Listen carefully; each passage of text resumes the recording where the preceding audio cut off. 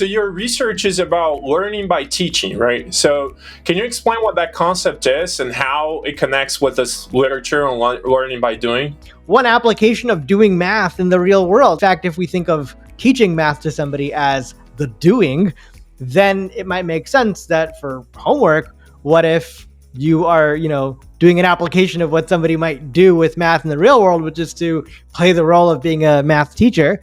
And so that's I think, how, in my mind, the learning by teaching and the learning by doing, those literatures kind of, in my mind, that's how I mix them. Can you walk us through each of the outcomes you looked at and what you found? So the students who were just given the passive task had an 11% probability on average across all instructors and all tasks of clicking on the help video, versus those who created videos were 25% probability of clicking on a help video. Is it just math? What about history? What about English? What about other fields, right? The possibilities here are endless, using technology to get people to engage in some sort of active learning like this. Hello, I am Rohen Shah. I'm a PhD candidate at the University of Chicago, soon to be teaching faculty member at Yale University's Department of Economics.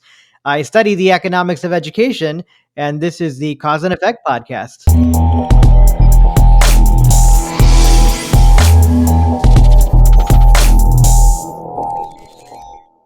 Okay, so today we're going to be discussing Rohen's research on teaching and effective teaching approaches. So his paper is titled "When the Student Becomes the Master: A Field Experiment on Learning by Teaching."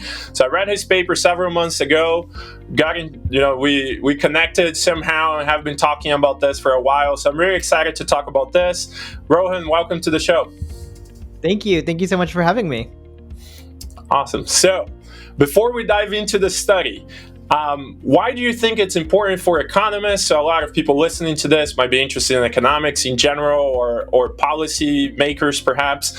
Why is it important for us to understand how students learn effectively? Yeah, well, I think in general, human capital, as they say, is very important, especially nowadays with, the thing I like to say is, people always say, with calculators becoming, a thing, why would I need to learn math, right? That's something that people said, 50 years ago. And nowadays with AI becoming a thing, why do I need to put in any effort into learning if I could just use AI to offload all my effort? And I think hopefully people realize that that's going to lead to a lot of shallow learning, and that's going to really lead to future economic distress as far as if people aren't as skilled. So I think in general, people being skilled is good. And I do think that nowadays with AI becoming something where students can easily offload their effort, we need to start thinking about ways where students become more active and using kind of AI, if anything, as a complement to what I mentioned with calculators. We changed the curriculum where students now are using calculators to solve more advanced problems instead of just keeping the curriculum the same and now offloading the effort. So similarly, I think that in general, with it becoming so easy for students to answer passive questions by just copy pasting and using AI, we now need to change tasks that students do so that it involves a little bit more active learning. They may even be able to use AI as a complement in what they're doing rather than a substitute in what they're doing. And that's, I think, part of what I think the project that I did relates to. But in general, that's why I think it's important to study education and to always be on top of how do we get a skilled set of people in our economy, because human capital greatly contributes to our economy and our GDP. Yeah, that's great. And there's an idea in economics about learning by doing. So you talk a lot about that in the paper and how it connects with this long literature on how learning by doing can affect the skills of workers, and how that's one approach essentially to increasing your human capital. So we're using this word a lot, human capital. Can you talk a little bit about what we mean by that and how learning by doing, what do economists mean by that, and what do we know about learning by doing? Yeah, that's a great question. It's funny because if you were to ask what does capital mean to different people, you'll get different answers. I think if you were to ask a layperson, what does capital mean? They'll usually just say money, because, where they're like, oh yeah, capital, it's like, oh yeah, capital investment. It's like, you gave money to my business. That's like, the capital, startup capital. I think a lot of economists think about capital in some sense as like machines or physical things used to make products. So that's like the capital. And so in that sense, I think if we just, kind of try to unify that a little bit by saying, all right, well, capital is anything that helps us be productive. And that could be money, right? Money helps us be productive, usually through buying machines or buying other things, right? So anything that helps us be productive. And so that's not just labor. That's not just, work. So in that sense, well, one thing that could help us be more productive, in addition to just machines or things like that, is in fact to have the workers becoming more skilled. And so in that sense, I think when economists think about human capital, they're talking about what can make our labor more productive, the humans that work for the company, what can make them more productive. And that's usually the skills that they have. And so usually we think of that in some sense as like the amount of education that you have, or in some sense, the amount of work experience that you have that then lets you become a more productive worker. And so that's the human capital that you have. So, a business that has machines and people, well, how productive they're going to be depends on the skill level of the people. So if you have also not just capital and labor, but a lot of human capital, that just means that you have a workforce that's skilled and is going to be able to be really productive. Awesome. And what do we know about learning by doing? And like this term, seems like something relatively complicated, but we have this idea of how in a lot of different professions or different types of skills, you can only really learn by doing that, right? So it's really hard for me to become a good basketball player if I'm just studying theory how to shoot a basketball. Right. The real way for me to learn how to shoot a basketball is for me to actually be doing it and shooting a lot of times, in fact. So what do economists know about learning by doing? Yeah, that's a great question. My opinion here is that there are one of two things when people say learning by doing.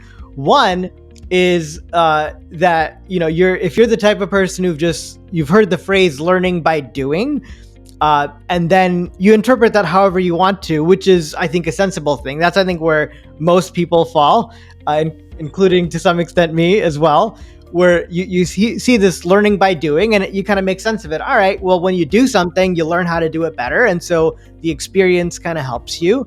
And as you're kind of saying, so that's, I think, so there's a lot of papers that use the phrase learning by doing, but they really just mean, having experience doing the thing helps you do the thing, better.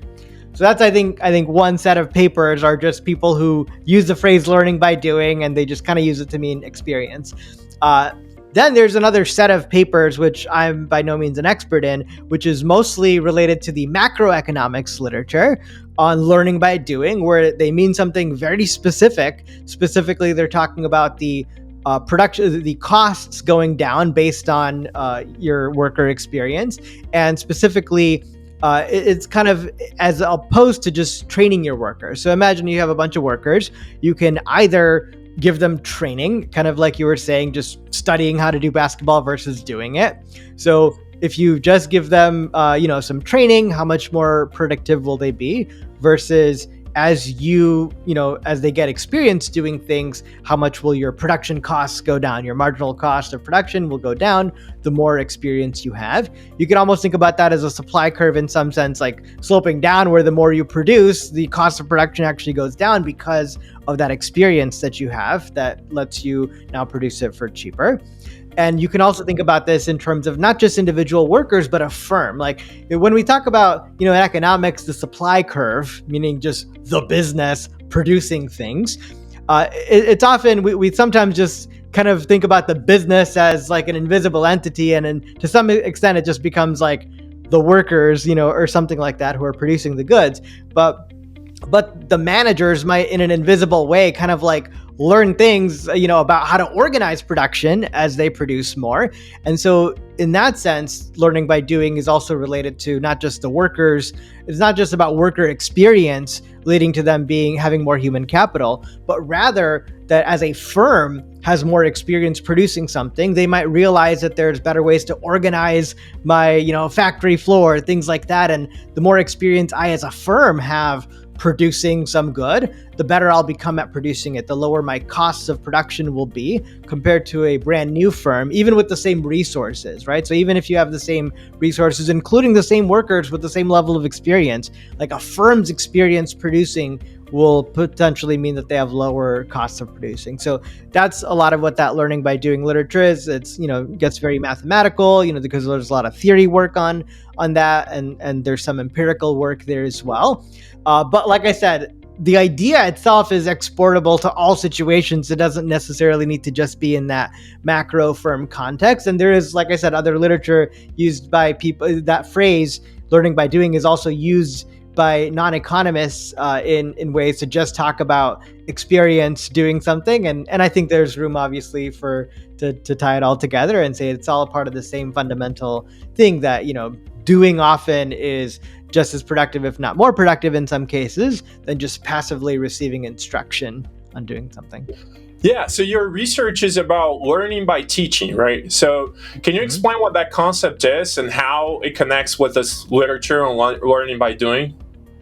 Yeah, so learning by teaching, and there's a large literature there, primarily in the psychology world, and actually a little bit in the computer science world as well, because, and I could talk a little bit about this at some point, but in the computer science world, they've created, there's Betty's brain and a few other things like that, where it's what we call a teachable agent. So it's, imagine like ChatGPT, but you're talking to a student, like the ChatGPT, it's like an AI student, and you then have to be their tutor and type and go back and forth and help the teachable agent learn things.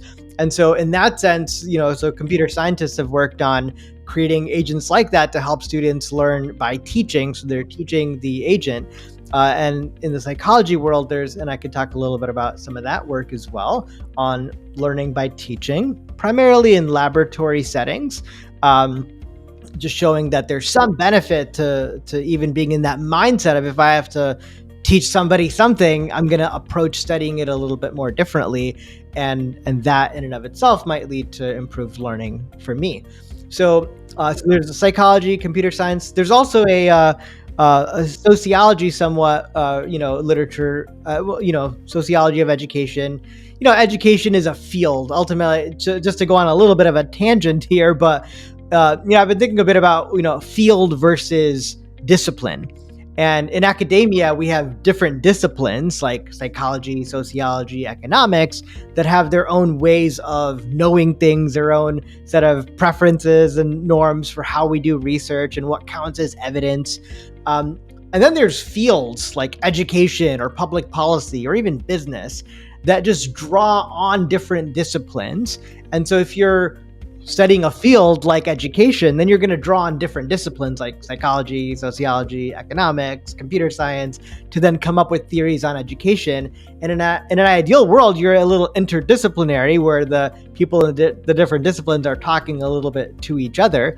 And so in that sense, a lot of the work on learning by teaching that comes from schools of education, they might start off in a certain discipline, like a psychologist starts thinking about what part of the brain is activated when you explain something to somebody, or they might start thinking about it that way, or they might start thinking about, other, mindset. What can I measure about your confidence or your mindset or some other outcomes that go into your, when you're teaching somebody something. But then you might complement that with a sociologist thinking about other things and an economist thinking about outcomes, how do your test scores improve? And so in the end, a lot of this, because it's coming from a field, it's kind of like interdisciplinary. But so one other aspect has been reciprocal. I think it originated a little bit in some of the interdisciplinary work. So reciprocal learning is where you kind of put people, you pair people up, and then person A teaches person B for a little bit, and then they switch it up, and switch who's the tutor, who's the student. And then, often just measuring how much does that help, and that helps. Of course, that doesn't help you necessarily parse how much did you learn from the teaching versus the learning, because it's reciprocal, you're doing a little bit of both. So to some extent, that's just more about, working with somebody in a group and maybe having this structure where you take different hats helps compared to nothing. But it's unclear from that alone, like how much is because of the teaching versus the learning aspect of it. So there's a large literature coming from many different disciplines on learning by teaching. And when I'm thinking about the learning by doing literature, in macroeconomics, and how we might think that might apply to a school, often in economics of education, you start with, what if your school is kind of like a little business and you want to increase, but you just replace profits with something like average test scores of your, or like total test score of your students, something like that. So the economics of education is really saying, what if we take the economic tools that we use to analyze how a business makes decision and maximizes their profits, and how do we apply that to a school, maybe trying to, or a district trying to maximize some sort of outcome that we care about, like test scores, although you can replace that outcome with something else you care about.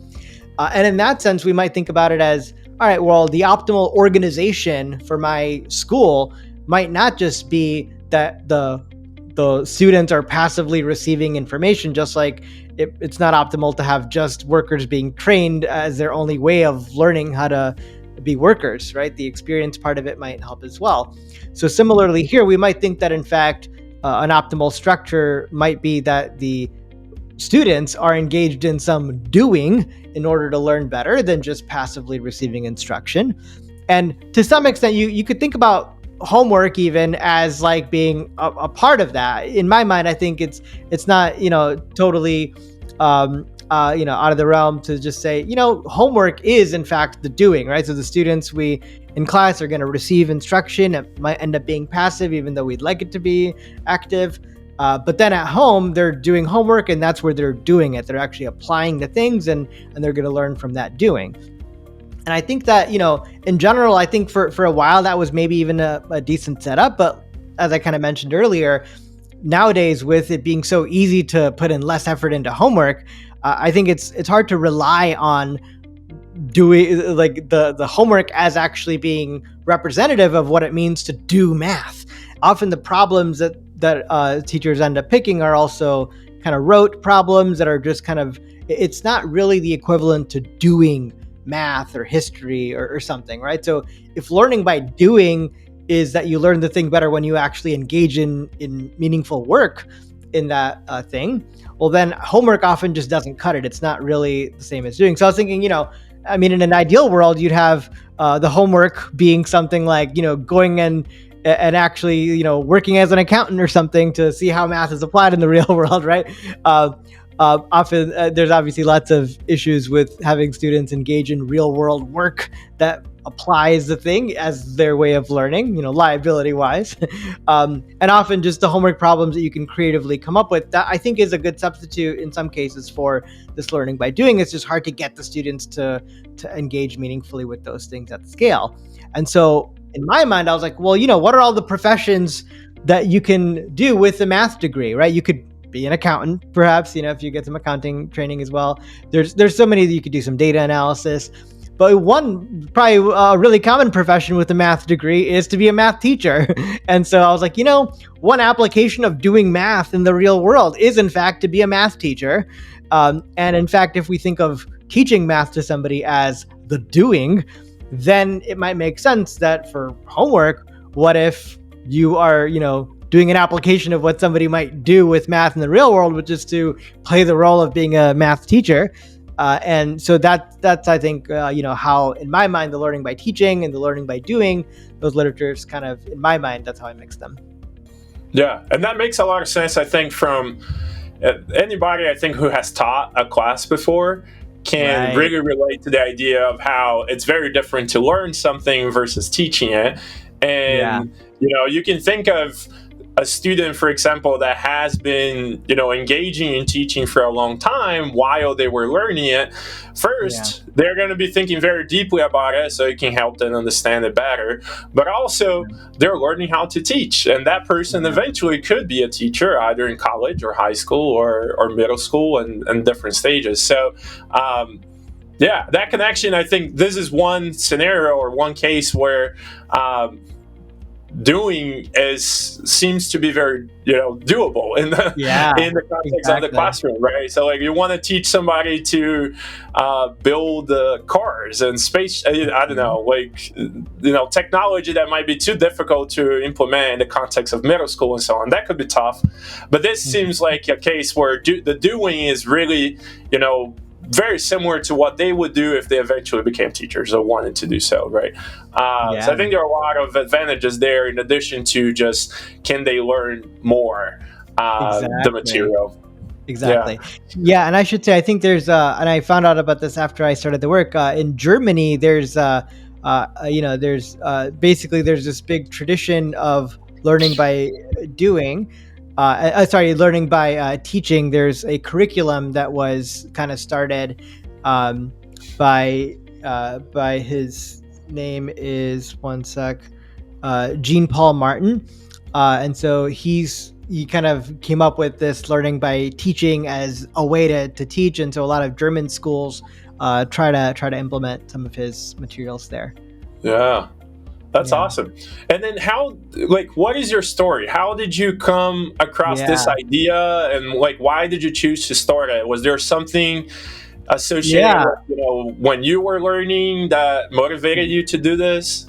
Yeah. So I have a very, unusual story perhaps, but so when I was in high school, I was just really interested in, how do people learn? Like, not like most 15-year-olds, but but I was just very curious about how people learned. Mostly, because when I would go through the math curriculum and people would be like, "Oh, how did you learn so quickly?" And I'd be like, "Well, you could too. Let's figure it out." And I spent a lot of time in high school. I had a job at Taco Bell when I was in high school.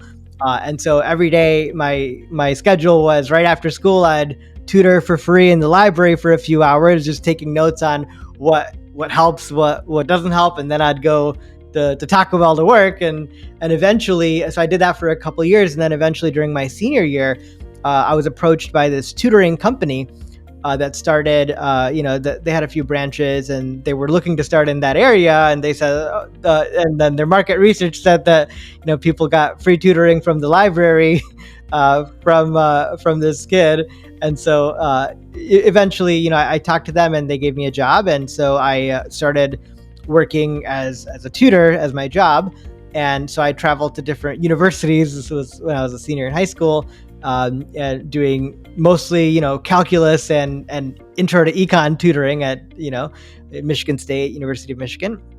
Then, and I noticed that just personally, that I felt like my knowledge was gaining so much more when I was tutoring to other people than when I was just, like learning on my own. So even though I wasn't necessarily studying advanced math beyond Calc 1, I feel like after, 2 years of tutoring it, I knew so much more about Calc 1, stuff that I thought I knew well when I first started learning it. But I was just like embarrassed at how much how less I knew, like when I already got an A in the class. It's like, I thought I knew everything, but there were so many more layers to it. Not just like advanced math, but just like understanding, different perspectives on it, and just different, I think, all the misconceptions that the different people had that I worked with, gave me another insight into, oh yeah, this is like what's true about the misconception that they have, and that just opens up other math.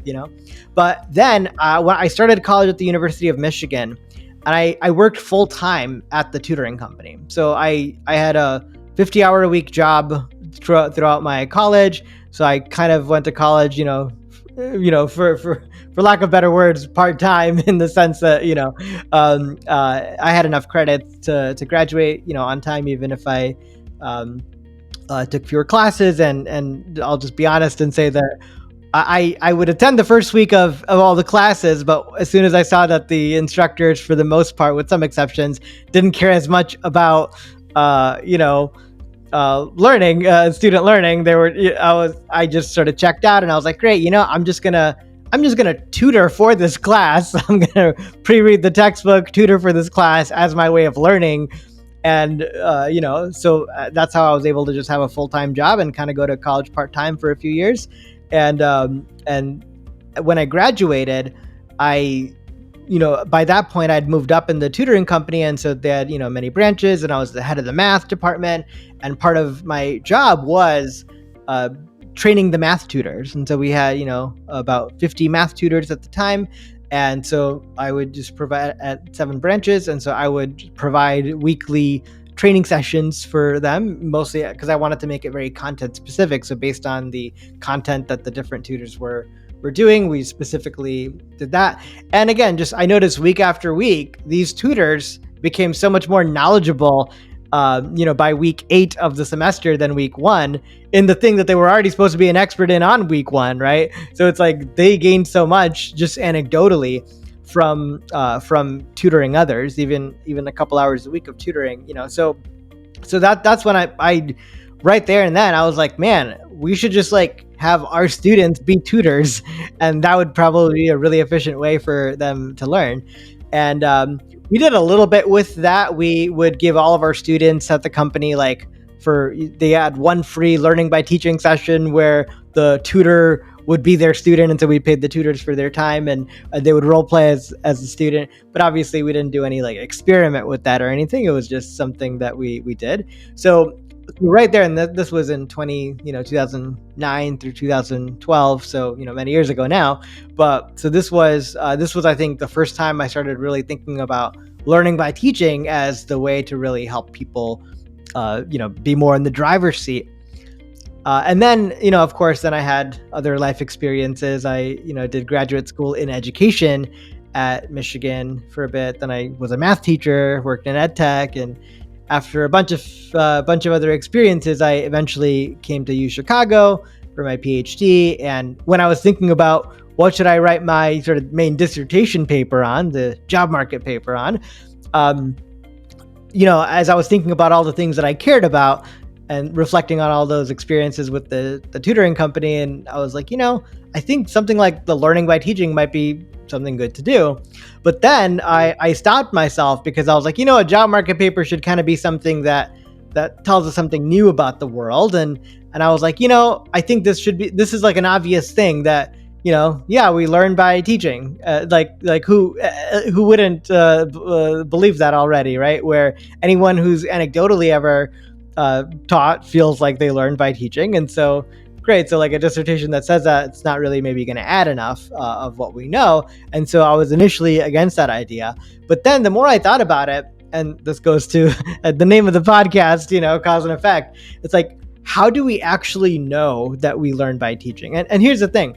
I think it's not obvious in retrospect, because it might be the case that actually not everyone learns by teaching, that in fact only a handful of people would learn by teaching, and those are the people who have the experiences of teaching. And then in retrospect, they're like, oh yeah, I learned a lot, right? But that doesn't mean that the random kid off the street who would never in a million years want to be in that role would learn by being put into that role. So I was like, maybe it's just a selection on gains issue, where the only people who, like, if you think about our population, maybe there's 30% of people who would have a positive experience of learning by teaching. They'd have a positive treatment effect if they were put in that position. But the other 70% might have a null or even negative experience if they were put in that position. And it just so happens that the 30% of people who have the positive experience, who have a positive potential treatment effect, are in fact the people who go out there in the world and have experiences where they're in a teaching role. And then, of course, they're thinking, oh yeah, look, it worked for me. I had a positive experience. I learned from teaching. And so it's a very different implication then, because the implication there is not that everyone should be doing it. It's just that, so then I became less curious in just this theoretical thing of, is it possible to learn by teach? Because that I figured was resolved just anecdotally, but even, yeah, sure, you learn by teaching if you're the type of person who chooses to engage in teaching, but more so on the scalability of it. And to what extent are the people who would never choose on their own to be in that position, to what extent would they learn by teaching? And could we even get them to engage in some form of teaching? So that then I was like, that's kind of an unanswered question. The more I looked into the literature, there is, like I said, a large literature on learning by teaching. So, and credit where credit's due. I think that, we, as science progresses, we learn more about what it takes to have solid evidence for something.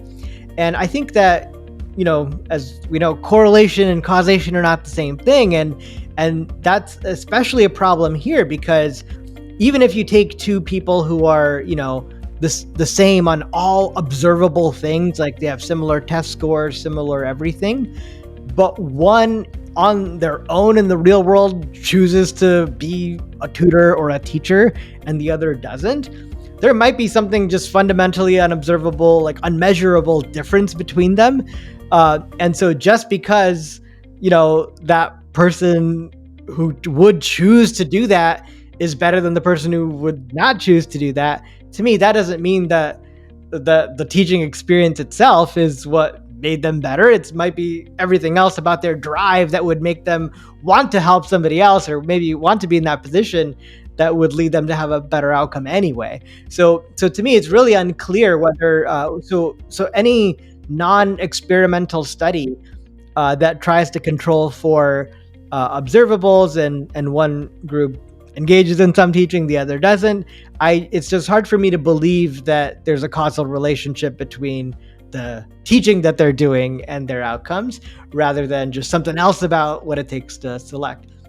So if you narrow it down to just experimental work in this space, what I found in the literature was a lot of studies that were, older, had much smaller sample sizes, because, back then, in the 80s, it was like there wasn't really a lot of policing on, sample size for the most part. And so some studies with, 6 treatment and 6 control students, and then, trying to follow them, where these 6 were provided tutoring, these 6 offered tutoring, and then, I think it's hard to generalize and know whether those differences are like truly meaningful.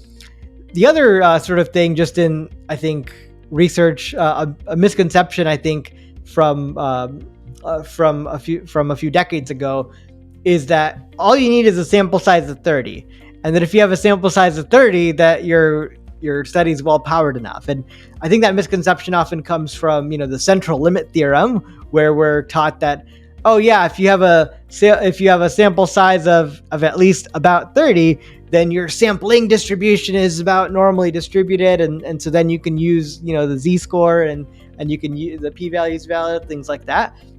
And I think a lot of researchers, and again, no fault of their own, overgeneralized that a little bit, and said, all right, well, that means that if I have at least 30 people in my study, so 15 treatment, 15 control, then that's a well-powered enough experiment to know whether that there's any true differences. The other thing is, now we think a lot about, clustering as well. So there's the one study that I saw that actually had 60 students in it, had just one treatment school, one control school of 30 and 30. So I'm like, all right, any difference between those 30 and those 30 might just be because of the school or the teacher. It's like, it's not necessarily the fact that they did this, right? So I think in that sense, our understanding of power now is much more sophisticated than it was 20 years ago. So that's why any field experiment that I found that was a really small samples, I think it was hard to know what we really learned from that. And so in my mind, I'm like, all right, well, there's maybe still some room, for me to do this study and for it to add to the literature. The other set of studies that I found were psych studies that are, in lab settings where, so I think probably the most famous study by Fiorella and Mayer is one where it's looking at the effect of learning by preparing to teach, where, students come into the lab, and if you're in the control, you're given something like 10 minutes to study this page on the Doppler effect, and then you're going to take a quiz. If you're in the treatment group, you're given the same time to study the same paragraph on the Doppler effect, but then you're told that after those 10 minutes, you're going to tutor somebody. And then after the 10 minutes, all right, before your tutoring session, here's a quiz. And after the quiz, JK, there's, no student. And so, and that alone shows a difference, that you study differently in those 10 minutes. And so that to me was really compelling, good evidence that, all right, well, just if in general students are going to spend 10 minutes studying something, they're going to study a lot more efficiently if they think they're going to have to teach it to somebody else than if they're just studying to take a quiz or something like that, right? So to me, that study was really helpful in knowing that, oh yeah, there's reason to believe that part of the effect is not just in the actual back and forth, but just even the preparation. So just the preparation process could be where a lot of the effect from learning by teaching is coming from. And that also resonated with my personal experience, where a lot of the times the tutors, maybe a part of the reason that they learn more is in fact because they would spend a lot of time before the night before their tutoring session, they would like spend a lot of time reading up on that thing more so than they would have, or at least not as deeply as they would have if it was just for a quiz, you know? So in that sense, I think that there is that. So that was a really, really helpful thing. And there's a whole other literature that's spawned off of that on looking at different aspects of it, like how much is the effect of learning by just preparing to teach versus actually engaging in some explanation. A lot of these studies are based on one-time things, right? So it's like in a lab setting where the students, it's like a one-time event where they're going to one-time do this thing or not do this thing and take a one-time outcome measure. So to me, part of what that leaves on the table is what's the effect if you were to do this over a semester or something like that? Because often what I found in some of my other work on getting parents to engage in reading to their kids is that there's a lot of reading that might happen in the first few weeks, but then there's a novelty effect where it then drops pretty rapidly and eventually, you know, they're not engaging in as much of it. And so to me, I was thinking that here, just the lab setting of this is, you know, a novel thing that you're going to do one time, even if that leads to a treatment effect, it's unclear whether that's a meaningful thing that we can inject into all school systems everywhere and have students learn by teaching regularly, because, you know, you can't trick them every week, you know, for example. So in that sense, so that's sort of what led me to wanting to do a study that overcomes some of what I viewed as, you know, gaps in the literature. So I was like, all right, so it's something that's scalable, yet something that's actually looking at a field outcome, not a lab outcome. So something like your actual grades or something like that, or in something that's done over an actual semester in your real class rather than, you know, just like a lab thing, and something that has a large enough sample size where it's not just because of the school or this teacher or something like that. So all that, I know that's a really long answer, but all that is what led me to wanting to do the study that I did. The reason I think we're really connected on this was because I have been thinking about, you know, learning by teaching for a long time, and it's really cool that your experience goes back so far on how long you've been thinking about that. Because with me, I mean, at least with undergrad, I basically would just read the textbook, show up to class, do homework, and it felt like that was enough for me. You know, I could get good grades. It didn't, you know, overwhelm me. But then when I got to grad school, it was like, wait, this is a different beast. I can't just, you know, like, I can't just read the textbook and then, you know, this is enough. So I have to find ways to be more productive or to learn more. So like, if I only have 5 hours of studying, you know, for this given class today, I better get the most out of those 5 hours. So I started looking into a lot of the, you know, the research and a lot on active learning that you're referencing, right? And it seemed to me like teaching was a pretty good way of doing that. So a lot of how I learned in grad school was, you know, I'd have friends, then we were taking classes together, and I'd prepare basically like flashcards that were kind of like quizzes that we'd go over it together, and then I'd like share my answer with them and kind of, you know, teach that question. And I felt like I learned the material so much better by doing so. And I think what's really cool about your research is exactly that question. Like, well, I took the initiative to do a lot of those things. So there are a lot of things about me that, you know, might be different than other people who perhaps, you know, weren't thinking about that. So like, what about the average person who might not be thinking about that? If we, instead of just doing problem sets or not doing anything at all, they're actually teaching what is the effect of that. So I think this is a really cool contribution. And in fact, like when I was talking to some people about how I structure my classroom and everything, like I reference your paper because I think it's the best evidence we have on this type of teaching methodology. So let's get into the experiment then. Like, can you describe the experiment? It was a very large scale experiment with many schools. Walk us through the design and, what are the groups, because you have a control group, a passive task group, and the video creation group. So what are those groups? How did you design your experiment? One thing that I wanted to do is to, make sure that I really had an apples to apples comparison. And so one neat thing about the design is that the experiment, it's kind of a mini experiment for each teacher. So teachers in the study have at least 2, mostly 3 classrooms of the same math class. So like 3rd, 4th, and 5th period, for example, of the same Algebra 1 class that they're teaching. And so in that sense, I then randomly assigned, blocking on the teacher, meaning for each teacher, they were guaranteed to have at least, one of each type. So for most teachers, so if a teacher only had 2 class periods, then one of them was the passive task group. So what they did was, on top of their, business as usual, every week for 8 weeks, they got one, PSAT question to do on a Google form. So it's very light touch. Part of it is I don't want to change what the teachers are doing in class. So that's the same for both class periods. It's just one additional homework problem.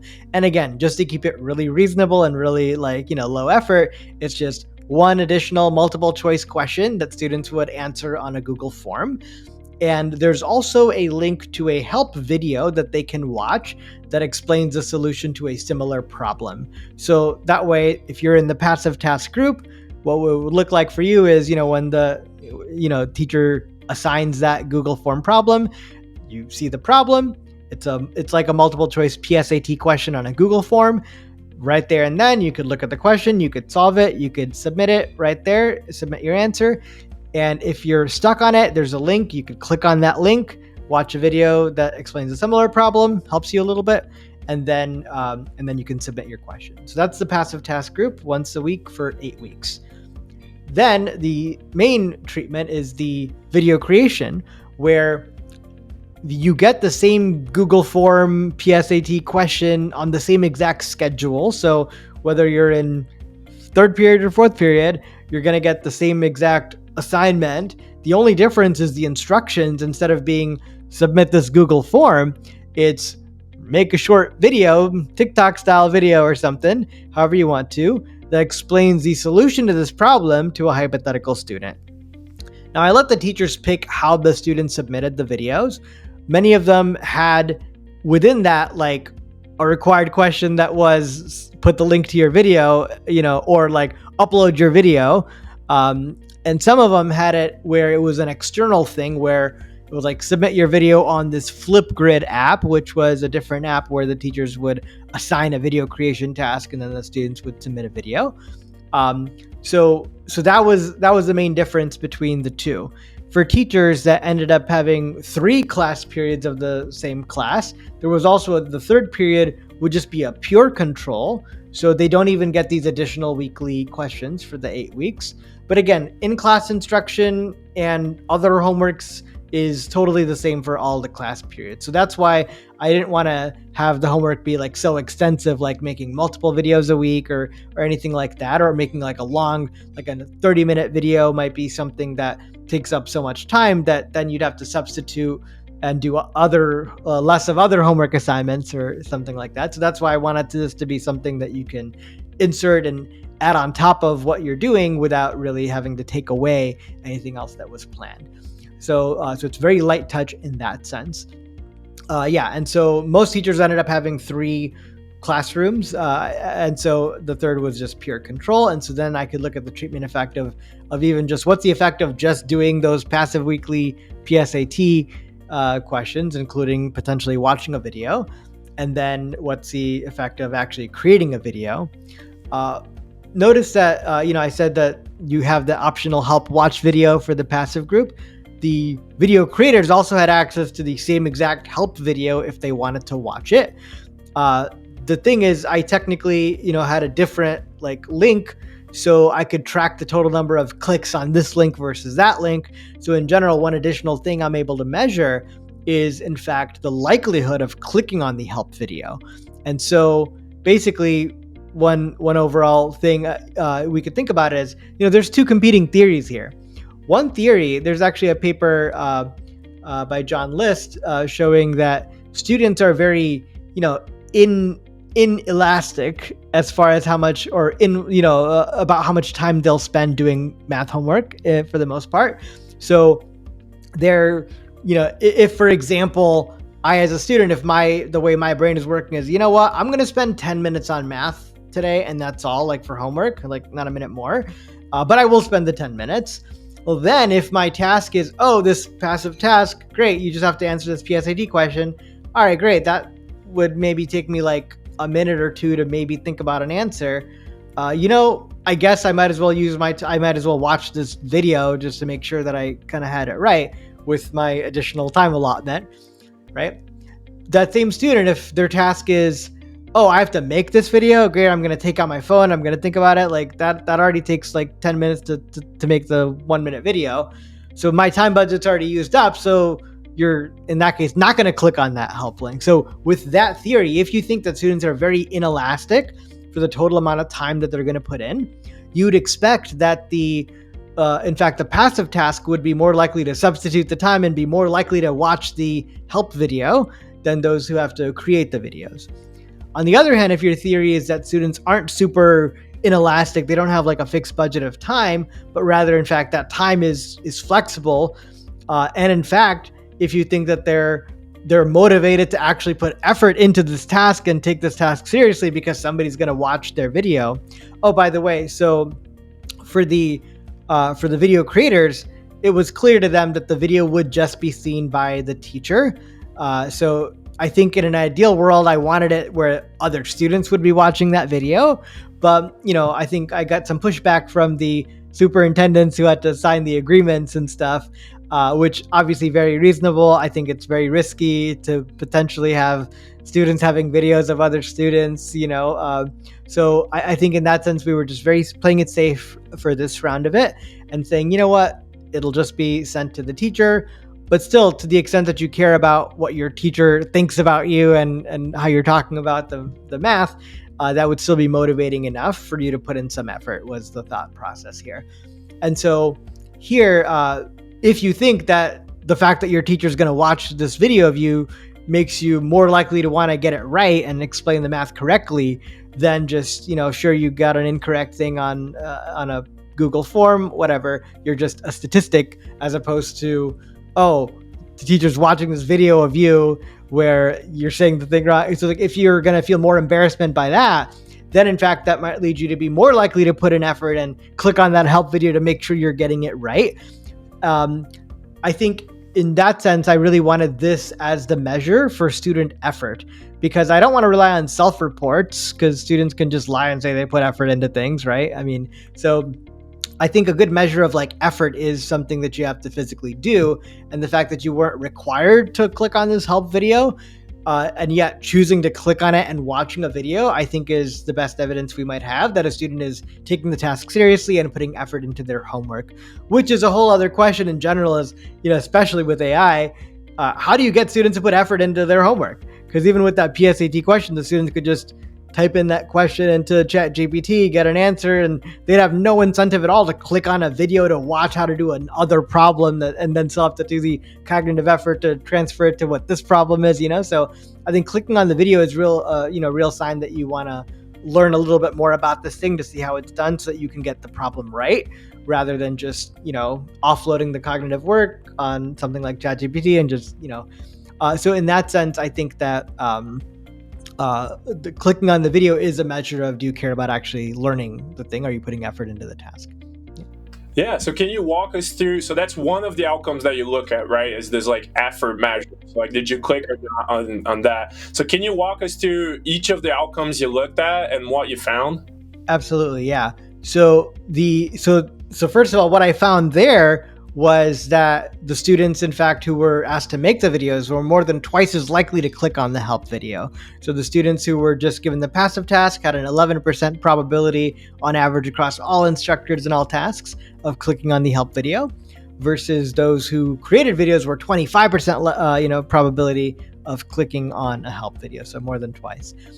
The other outcomes I looked at, one outcome was just class grades. So end of semester grades.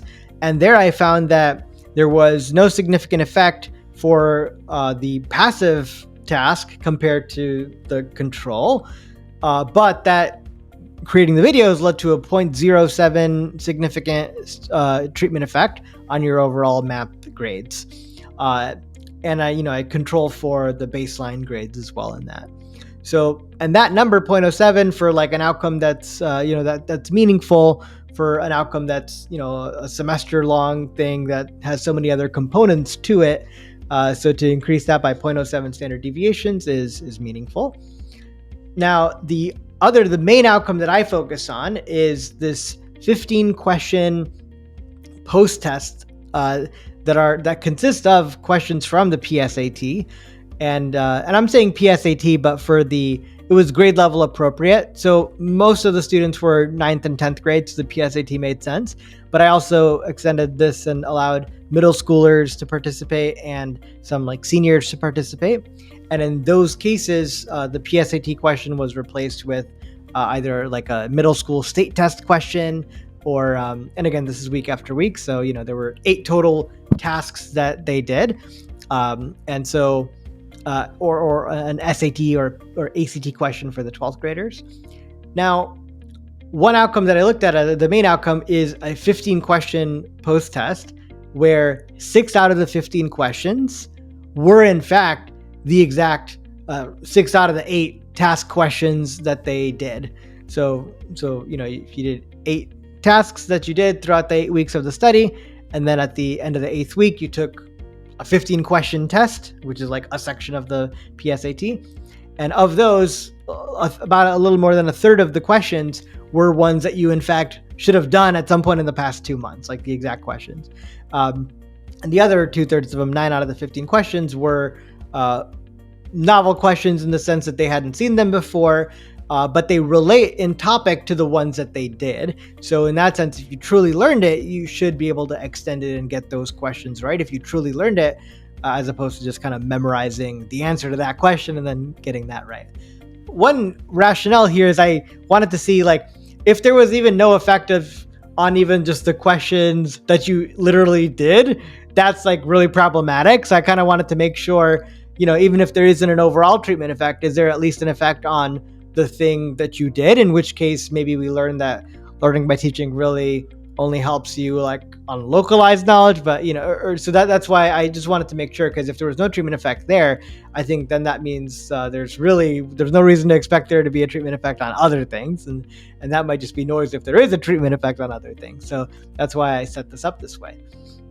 Overall, what I found was that both the passive and video creation tasks scored significantly more than the control on the subset of the 6 questions that were the exact ones that they did. And that's, I think, would be in line with our expectations. So what that means is that even just passively doing, these questions for 8 weeks, you still like learned enough about those questions. Maybe you just memorized the answer, but still, even like for somebody to memorize something like 2 months later is for like children is not it's not a given that they would. So I think that's at least something that, all right, that this would be a way for at least for them to kind of know how to do locally that thing. To some extent, it's even a sign that the students were doing the task, that they were taking it seriously a little bit, just because the fact that they had a higher score on at least the ones that they did.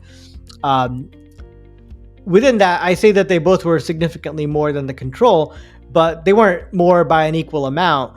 The video creators still within that had twice the treatment effect that the passive task did, and there was a significant difference between how much the video creators and the passive task scored on those 6 questions as well, where the video creators really scored a lot more even than the passive task people on the exact 6 questions.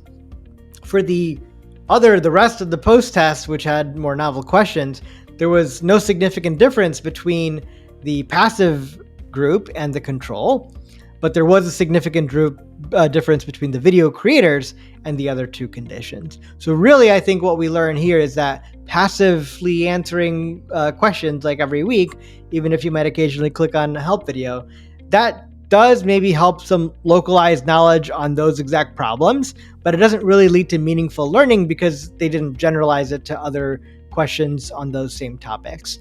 Versus creating a video improves your knowledge on both that thing that you just did, but also makes it more likely that you're going to generalize your knowledge on other questions in that topic. So I think in that sense, that's I think the more robust finding is that the video creation really helps your knowledge in a more robust way rather than only on those exact questions. The last outcome that I looked at was confidence.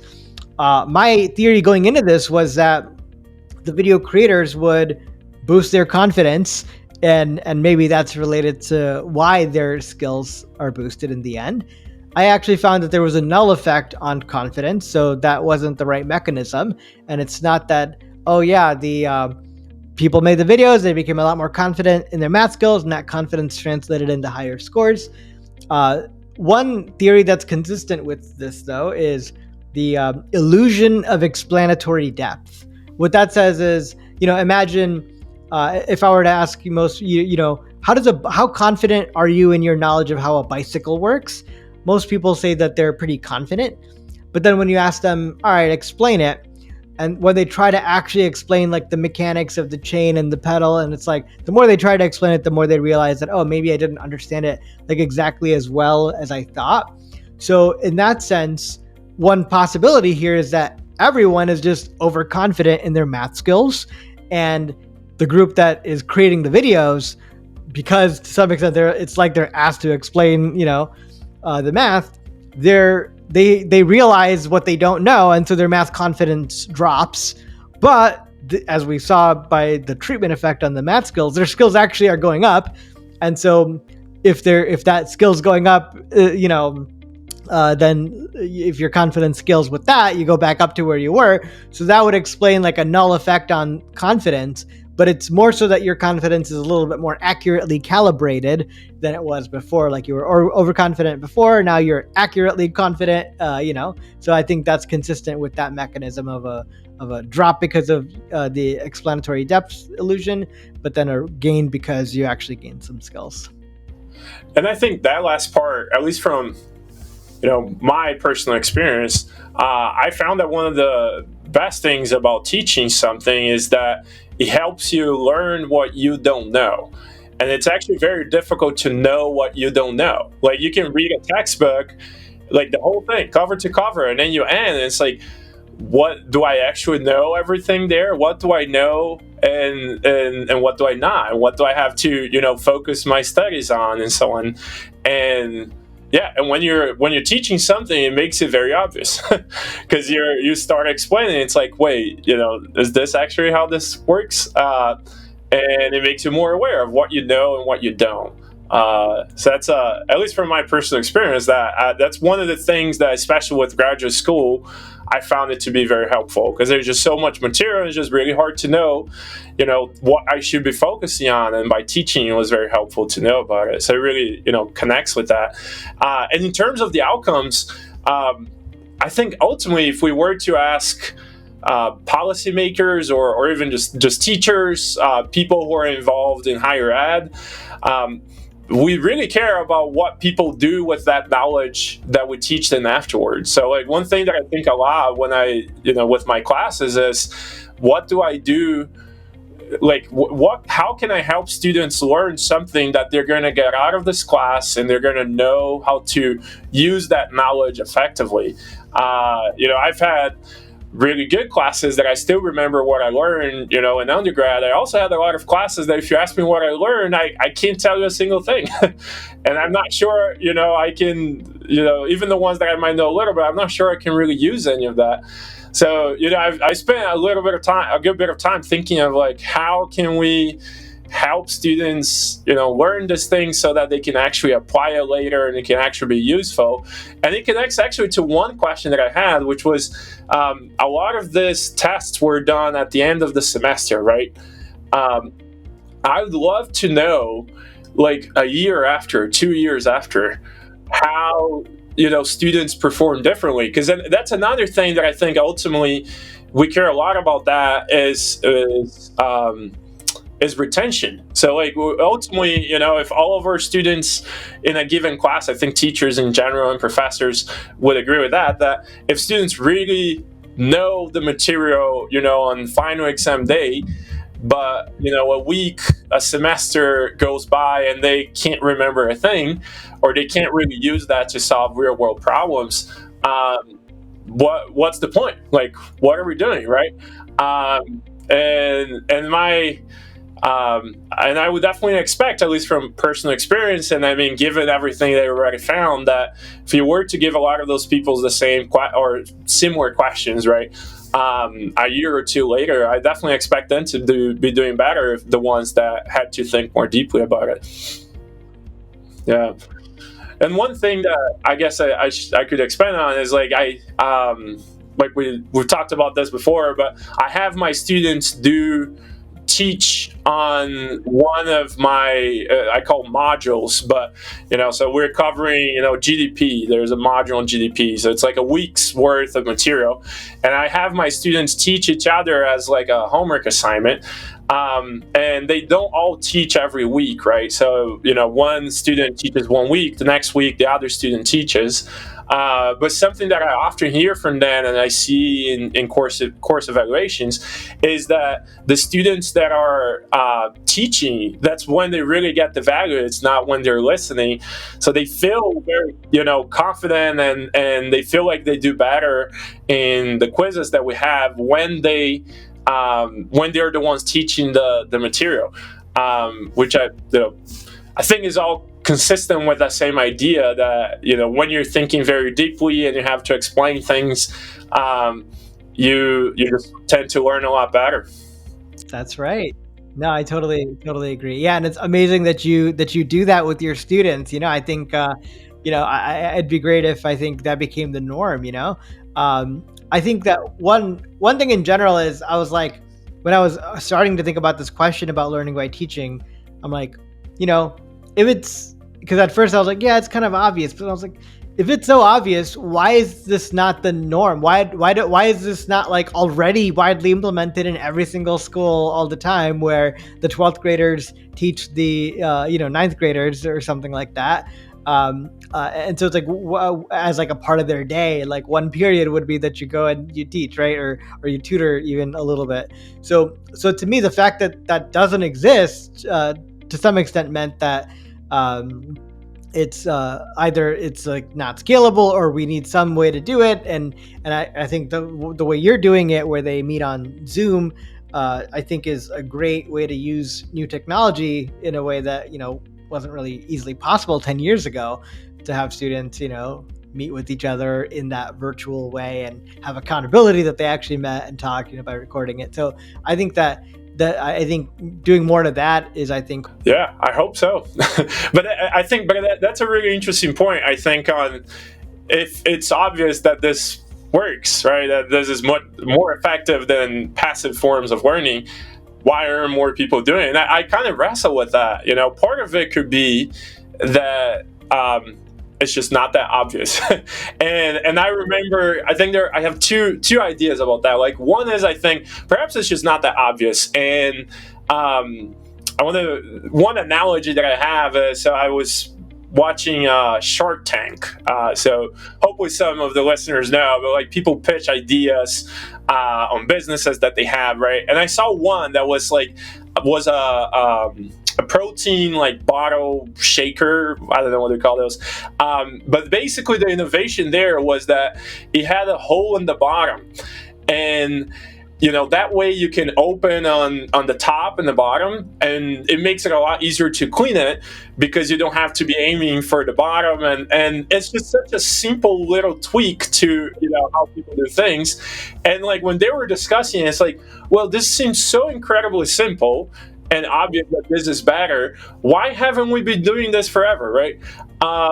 And sometimes, I mean, that's why, like, economists, I think, don't talk about entrepreneurship enough. And there's a huge role for entrepreneurship. Not all ideas have been found and shown to be effective, and that's why I think a lot in this case, there's a important role for researchers, to show a lot of that. But then my second possibility or hypothesis that I have is that perhaps we're missing some incentives for implementation of more effective, teaching methodologies. It's hard, I think, and that could be associated with just how hard it might be to assess how effective one methodology is versus another. It's hard to just look at grades. It's hard to compare those different methodologies. And then when there is a lot of noise in terms of what works and what doesn't, it just kind of becomes your discretion and your preference. It's like, well, I've been teaching this way for a long time. Why change? And that's the main challenge I think I face when I'm talking to people about their teaching methodologies. It's hard to get people to change what they've done for a long time. Yeah. So what are your thoughts on that then? Like, if I mean you have this paper that I think shows very convincing evidence. Like, how can we get people to take away some of these insights and perhaps implement it? Yeah, well, two things. One is I think that in general in academia, there's not the incentive to see that your research actually affects the real world. You just do your research and then you move on to the next project, or you just, even in other fields, you keep doing more, lab studies on that thing, but you're not really going to get rewarded in academia for changing the world, around you outside as much. So I think a lot of these studies and I think a lot of that's also just visible in the education literature for the past 100 years. You could read like an education paper from 100 years ago in the 1930s, 1920s, and you could think that it's written today, like the way they talk about it, like we need to get students to like be more actively engaged, so it's like these ideas aren't necessarily new, that active learning is important. And I think that a lot of the people who've done research on teacher education for the past 60 years now have focused on constructivism and the theory where students really they construct knowledge, and so you need to really give them the tools to be able to construct it themselves in their mind and mix it with what they know, rather than just lecturing to them, right? So in fact, if you look at most schools of education, the teacher training that teachers get, it's a lot of it is all about this, where about how students about creating activities for students where they can construct the knowledge themselves. It's like a big no-no to just explain math to your students, right? So no school of education is going to say you should explain math to your students as like the primary way for them to learn something. I think that, and that's been the case for like at least 30 years now. So the fact that most schools, I think, still, like, even teachers who've been trained with this still go and do what it was like when they were students and they just explain math, and give rote problems to their students. Like, that's still probably the norm, even though, the teacher education should have changed that. So I think a lot of people, faculty in schools of education that I've talked to, were shocked to hear that I, in 2007, had high school teachers who, taught math that way. They're like, oh, for like years now, we've been told not to do this. And so I think that in general, it's really hard for even good ideas in academia to, even if you think that this is what should happen, even if it's convincing that active learning is better than just lecturing, it's hard to actually get, as you were saying, teachers in the real world to change things. So that's one thing, is that it's hard. So even though like, I'm not sure if like the implementers would necessarily care that, my evidence is more like a larger scale and more robust and uses proper randomization compared to other just correlational studies from 30 years ago saying, oh yeah, a little bit of this helps there. I don't know if they necessarily care about that distinction, even though researchers care a lot about that. I think that there's just like, even if that was the most robust thing 30 years ago that you knew, I think that it's really hard to actually implement. I mean, if the things from 70 years ago are still like hard to implement now, it's hard to to really make that change. I think that that's one thing. The other thing though is when I first started, I guess what I didn't share is that I first did a pilot 3 years ago where my idea was to implement this by having students actually meet each other and after school, and one is randomly assigned to tutor the other, and that was the original plan. And I, as somebody who was really incentivized to get this project going, basically couldn't do it in the sense that the compliance rate was really low. It was only 10% of the students assigned to do this did it. So in that sense, and again, this is, a lot of this is low income schools in Chicago that I was doing this piloting with, where even just 50% homework completion rate in general. So to get them to come after school, because again, this was not during the school day. So to get them to come after school and meet with somebody else, that already was a barrier, but let alone where they're going to have to think on the spot and answer questions that the student asks.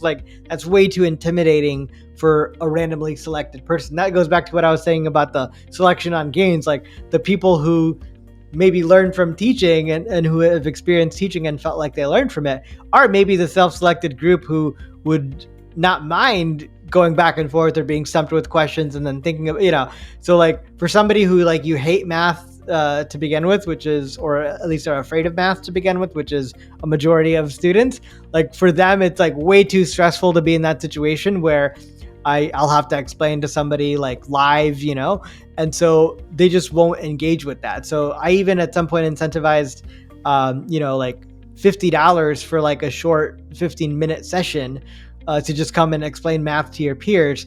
And still very few students took that up. They just didn't want to engage in that activity. The $50 even wasn't worth it. And this is again a poor income area. So I think in that sense, it's really difficult. So even though I was somebody who wanted this to happen, I think that it's difficult to implement this in the K-12 setting where students will engage in meaningful teaching activities. So I think the big innovation there was using the technology that we have, where, a lot less daunting than meeting with somebody and explaining them to something is just to make a 1-minute TikTok you could control maybe who sees it initially, at least. But that's a lot less daunting because you could do multiple takes of it or whatever if you need to, or you could spend some more time prepping. And it's maybe more closed-ended where you won't be stumped with a question in the moment. You you could script it out if you wanted to. So, but all that work of scripting it out and thinking about it is still where the learning might happen. And then I think some additional learning happens when you verbally say something out loud. So I think that in general, I think that the way to do this at scale is to do something where you're going to take advantage of some technology. And so that's the long answer to how do we actually get this to the real world and actually impact real world things. I do think it's not easy to implement a peer tutoring program. And that's why, to some extent, I'm not even sure if the cost benefit justifies doing that. Unless it's a school-wide thing where you can give in-school time for students to meet and have those things. Yeah, that would be great, but it would need to come from a school administration level. I think an individual teacher can't really easily, do something like this at scale. And so, especially if it's after school, you could take in-class time to do activities like this, put them in groups and do that perhaps. But I think that, but again, if part of the goal was to have this, be not change the in-class thing as much, because again, as you kind of mentioned, teachers, it's hard to get them to change what they're already doing. And that's why, as a former teacher myself going into this, I didn't want to tell any teacher, you need to change how you're teaching your class. That's why I was this is just an after-school thing that they're going to do. That way, I think the way that we're most likely going to make change in education is by being on the teacher's side and not having, not treating them like children and saying, we're going to ask you to change what you're doing. I think it's got to start with keep doing what you're doing. Try to add this little thing in a way that's not stressful to you. If it works, then the teacher might choose for their class to change some of their in-class time to be more, so I think that's sort of the progression of how I think this, might get widespread adopted, is by first convincing individual teachers first, having them substitute some class time with having peers interact with each other in that tutor-tutee capacity. Although I do think that it might even be, one other thing that we didn't even talk about here is the original version that I set this up was I did the pilot that I mentioned where people didn't interact. Another simultaneous pilot that I was doing was with the community college, where there were 3 grade levels. There was like essentially algebra 1, 2, and 3 at this community college. And my idea there was the algebra 1 students would be randomly assigned to either control or get tutoring from someone. And then the algebra 2 students, the algebra 2 students would be randomly assigned to control, providing tutoring to an algebra 1 student, or being tutored by an algebra 3 student. And then the algebra 3 students would be randomly assigned to control, or providing tutoring to an algebra 2 student, or providing tutoring to an algebra 1 student. Because I think one thing that's unclear there is I just kind of did this in the sense of, you're teaching the thing that you're learning in class currently. But another perspective here is, maybe most students aren't at the right level of what they're currently learning. And in fact, they'd be better off teaching something more basic as a way to establish for themselves what some of those basic things are, or just to boost their confidence. And so in that sense, if I were to design a tutoring program in a school, I might have 11th graders tutoring 10th graders instead of other 11th graders. Or it could be that the high-end 11th grade performers are tutoring other 11th graders, but then the low-performing 11th graders would tutor 10th graders or even 9th graders in some cases. So having like that gap is also an important consideration. And there might be an optimal gap, right? It might be that on average, tutoring somebody 1 grade below you versus 2 grades below you versus 3 grades below you, there might be some optimal thing that's in your what we call zone of proximal development, where so because if you're an 11th grader but you're at the bottom of your class, probably even the average 10th grader might know more than you, and so you tutoring them might not be a good fit, but the average 9th grader might be at your level. And so in that sense, it might be that you tutoring a 9th grader who's at the bottom of the 9th grade distribution might actually be the best 2T for the 11th grade student who's at the bottom of their class. Because again, a big part of what I wanted to do here is how do we give tutoring or like being in the instructor role opportunities to people who aren't just at the top of the class. Because if this was a volunteering thing, only the top of the class would volunteer to be tutors. So part of the goal is how do you get somebody who wouldn't otherwise think about it or want to do this to at least try to engage in some of that to see if there is a tutoring, a treatment effect that we're, it's like low-hanging fruit. Where's the low-hanging fruit here is that, where's the market failure where this person would have been better off being in that tutor role, but no one's given them the opportunity to do that. And so I think that's part of the goal here is how do we get people who mostly aren't given that role of being the explainer to engage in some of that. Yeah. And I think there are a couple things that I've been thinking of. But one is, I think this really connects with the nature of the education system. Like the government is a huge player in the education system as a whole, including higher ed. But also the nonprofit, like most universities are not for profit in the U.S. at least, in other countries perhaps. But one thing because as economists, the idea that we should really think carefully about, telling people that there might be a better way of accomplishing their goals, and perhaps we assume that their goals is to teach people more effectively, right? Like we don't think that we have to go to Toyota and say, hey, there's a better way of producing cars, because they have all the incentive in the world to find that way that they're going to be able to profit from that. But I think the education system as a whole, we don't have that profit and loss incentive. And then I think that's where I think there's in terms of how to scale and how to get people to actually adopt this. Yeah. We gotta be very careful, because if we're just saying, "Hey, we're gonna give you the details on how to completely change the way you've taught for 20 years," it's gonna Right. be tough. It's gonna be a Yeah. tough road to implementation. That's just recognizing the incentives of the industry. That's right. And one thing that I think you pointed out that is really interesting is with this whole discussion is how. Learning by teaching changes, I think, two things, right? Like, one is by having to teach, you're going to be engaging more with the material, you're thinking more deeply about it, but you're also changing the incentives of the students, right?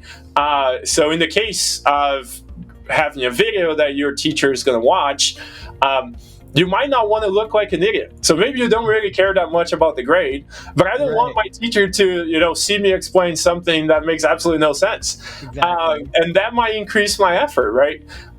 So, like, what are your thoughts on, what could potentially be driving the effects that you find? Because there are those two mechanisms, right? There's the effort mechanism, but there's also just because you're working more with the material in your mind, thinking more deeply about it. There's a lot of, there's a literature in psychology on active learning, and that's one, very good way of engaging with active learning. So, like, which one of those plays a role, and does it even matter, actually? Which a bigger role? Right. No, that's a great question. So in fact, one thing when I present this paper that people sometimes ask is that, but aren't the people who make the videos maybe spending more time on the math, and that's driving some of the treatment effect? And I'm like, that's in fact the goal, right? The goal is how do we get them to spend more time on math, in part because it's so difficult to get them to spend more time on math, and because if we trust the lab studies saying that if we control the actual time and say, all right, those same 10 minutes are going to be spent more efficiently if I think I have to explain something than if I'm just doing it, we kind of, to some extent, I think it's believable that there is this, every minute is more efficient if you're thinking about it, right? But then there's this other, so in my mind, like, that's already going to be a mechanism potentially. But then the question is, would you also choose to spend more time on, on this? And that's where I think you said it right, is that ultimately, if we think about what drives, like, what's the incentive, we mostly think about it, for Toyota, it's profit. For students, often it's just the grade, but it's also the social component. And so, the incentive for students, I think, is in fact the, not looking unknowledgeable in front of your teacher might be the thing. Even if it wasn't for a grade, if they had to do this thing, that might alone be enough for to drive that. And I think that the link clicking thing, I think, to me, is the evidence that they care, because if they, otherwise, like, because both the treatment and control are going to get the same, they have the same, like, incentive on paper. It's for the most part, submit this question, you'll get credit. Whether you submit something, you could make even if you get it wrong, you'll get the credit for doing it. So any effort that you put in to make it right must be because of that social thing of not wanting to appear to say something incorrect in front of your teacher. So in that sense, the fact that they're and I think that's a really nice feature of the intervention, because like you said, if we trust the lab studies that every minute that I'm spending teaching, I'm learning more than every minute that I'm doing a passive task, then not only are they getting more learning per minute, but they're engaging in learning more minutes. So, overall learning increases because of those two dimensions, right? And that's one really cool thing about technology that, if we were talking about this 30 years ago, perhaps the implementation would be very different. But nowadays with technology, you can, people could do, like, you could have done something similar where they're doing like a full YouTube video, like a Khan Academy type video, right, where they're showing things. Like, there are a lot of, I think, different ways of implementing this type of methodology, that with technology becomes a lot easier to provide the correct incentive. So like the way I incorporate this in my classroom is by having them meet on Zoom and record the lesson, right? So if I didn't have access to technology and we didn't have Zoom, or people really hated Zoom, which I think, especially young people who lived through COVID, people for the most part are used to it. It would be a lot more difficult to do this, but because people are used to being on Zoom and recording things, they know how to do it. It's just a lot easier to implement this kinds of interventions. So, and that brings me to my next point, which is how should we think about scaling these types of interventions, right? So, and how valid do you think this methodology can be for different contexts, but also, is it just math? Or perhaps, what about history? What about English? What about other fields, right? And does this extend to college as well? Like, how should we think about how scalable these insights are? Yeah, so I think that given that I find little heterogeneity between, low baseline performers and high baseline performers, and there's little heterogeneity between males and females, there's little heterogeneity across race or even across middle versus high school. So to me, that's at least some evidence that the true effect is relatively robust, maybe somewhere between 0.15 and 0.3, depending on the context. But of course, it's hard to know, does this generalize to every single context? There's going to be some variance there. But I think that given the large scale of the study, that there was 2,500 students across, many grade levels, many teachers, and again, there's no substantial heterogeneity. Every subgroup has a treatment effect, like I said, between 0.15 and 0.3. So I think that in that sense, it's relatively robust enough where I think that we should take this as enough evidence that it's worth at least trying this out in other contexts. I do think that it's always a good idea to, whenever you can, keep doing A/B tests. So if you're a teacher, I would recommend that you try this out. And, if you wanted to play around with what's another way to implement this, please, if you have multiple sections of the same class, try it out within your sections too, where, or even per assignment. For one assignment, you can always do your own little experiment where you, one thing that a few teachers in the study that I spoke with afterwards said that, they would continue doing it the following year. But one actually had a good idea where they were like, well, I might make it where it's similar to yours, where students are paired together. And in fact, they have to send a joint TikTok or whatever, where they make a little skit or something like that, where one is role playing. So it's could be a scripted 2-minute video, but one is role playing as the student who will ask a good question, and the other will be the tutor and explain it, and then they can switch off week to week, kind of like your setting, but in a way where it's they're both planning it together and they're making the video together. But of course, or it could be that they one sends it to the other, or they however it is. So I would just, to some extent, just recommend that teachers do, a big thing in behavioral economics in general is that there's a lot of inertia, and there's a lot of change, even people wanting to go exercise or eat healthier. There's a lot of inertia. People procrastinate. People don't do the things that they set their minds to wanting to do. So make it easy for yourself. Whatever makes you do the thing, do that. Don't worry about doing it perfectly. Don't let perfect be the enemy of the good. So if you're a teacher, just whatever makes it easy for you, even if you just say, I'm going to just try one assignment one time where students make a video and send it explaining a thing. Try that out. See how you like it. Make it your own. Do whatever variation you then feel like would be good for your context or your students. And if you want to contribute to science, then do an A/B test and, try to see if you could tell others about the results from your A/B test, But even at the least, I think a good version of this would be one where, a nice like sort of, and maybe I'll try to do this, is working with teachers who want to do it their own way, and just kind of aggregating across all different teachers who do it certain ways. And then that way I can coordinate amongst, having like a central database of teachers who did it this way on average found this treatment effect. Teachers who did it that way found that treatment effect, or even just different ways to implement it. As you're saying, again, there's the possibilities here are endless, using technology to get people to engage in some sort of active learning like this.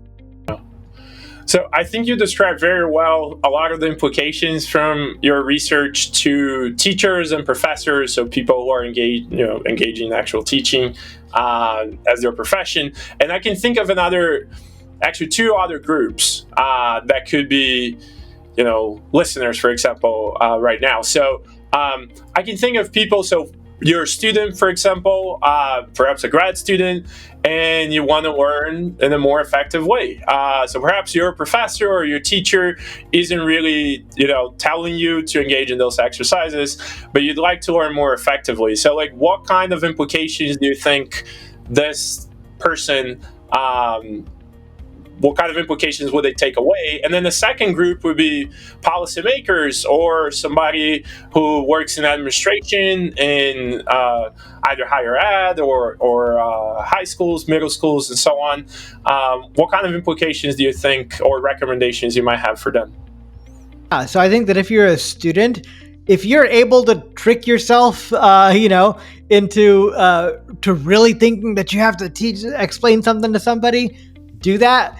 If you can't, then actually find a buddy. Like, I would say that one thing you should do is find another classmate and say, let's hold each other accountable, and let me try to explain this thing to you. Or even if you're not comfortable, like, meeting or having synchronous thing, if there's too many barriers, even just have a friend. It doesn't even need to be a friend in the class. Just say, hey, I'm going to make this video and send it to you, and can you just like hold me accountable to make sure I'm sending the video? Because I could see the biggest thing here is if it's not like a required assignment, even if you want to do it, it'll slip through the cracks unless you prioritize it. So having another friend keeping you accountable, like, hey, send me that video, I need to watch that video, or whatever. It's like having it be like a low-key video that you send to your friend would be a helpful thing for you to do. So to do that, and then also try to be that person's person that they send a video to you, and just hold each other accountable. Ideally, even give them some feedback about, that was really good about that video, maybe try this next time. Things like that to just help keep them motivated and have them feel like this is a productive task.